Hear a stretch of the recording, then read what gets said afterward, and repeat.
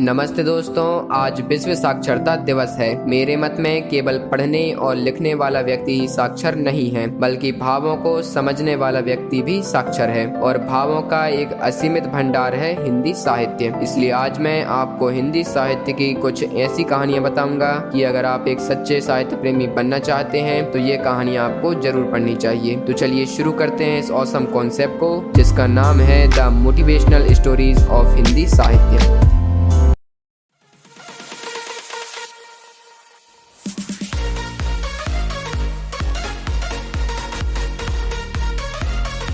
सर्वप्रथम बात करते हैं पाठ्यक्रम की कहानियों की। हम सभी लोगों की क्लासेस में एक न एक पाठ ऐसा जरूर आता है जिसकी कहानी से हम पूरी तरह जुड़ पाते हैं। ये कहानियाँ हमें थोड़ा हंसाती भी हैं, थोड़ा उदास भी करती हैं। यही नहीं, समाज की अंधेरी बुराइयां भी ये कहानियाँ हमें बड़ी आसानी से दिखा जाती हैं। वह भी एक जीवन की सीख देते अंत के साथ। जैसे कक्षा 9 में आई प्रेमचंद जी की बड़े घर की बेटी, या फिर कक्षा 11 में आई बाल मुकुंद गुप्त जी द्वारा रचित गलता लोहा कहानी। मैं जानता हूं कि शायद आप में से बहुत से लोग इन कहानियों को पढ़ चुके होंगे, लेकिन मेरी आपसे विनती है कि अगर आप हिंदी साहित्य पढ़ना शुरू कर रहे हैं तो अपने पाठ्यक्रम में आई कहानियों को जरूर पढ़ें। इसके बाद बात करते हैं कुछ चुनिंदा लेखकों की। वैसे मैं किसी भी लेखक को छोटा या बड़ा नहीं समझता, लेकिन जो कहानियां ये लेखक लिख गए हैं उसकी तो तुलना भी नहीं की जा सकती। नंबर 1 पे हैं प्रेमचंद। हाँ, मैं जानता हूँ कि प्रेमचंद से भी कुछ लेखक कथा सृजन में आगे निकल चुके हैं, लेकिन सरल भाषा में बड़ा उद्देश्य देने का भाव जो इनकी कहानियों में है वैसा और कहीं नहीं मिलता।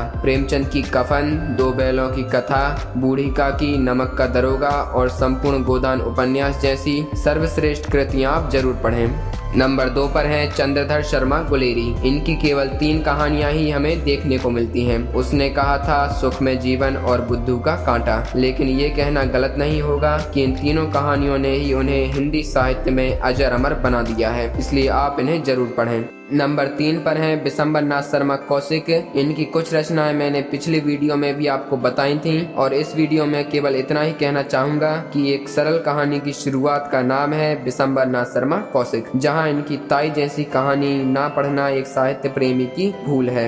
अंत में मैं आपको कुछ ऐसे लेखकों की रचनाओं के बारे में बताना चाहता हूं जिनकी कलम भी कुछ फीकी नहीं है। ये रचनाएं हैं रविन्द्रनाथ टैगोर और सुभद्रा कुमारी चौहान जी की कुछ अनमोल कहानियां, डॉक्टर राम कुमार वर्मा की चुनिंदा एकांकी, सुभद्रा कुमारी चौहान और हरिवंश राय बच्चन जी की अत्यंत मधुरिम कविताएं, शरद जोशी जी के अद्भुत चुटीले व्यंग्य और सत्यजीत राय जी का लघु कथा संग्रह। अगर आप यह सब पढ़ चुके हैं तो आप अभिमान से कह सकते हैं कि मैं साक्षर हूँ।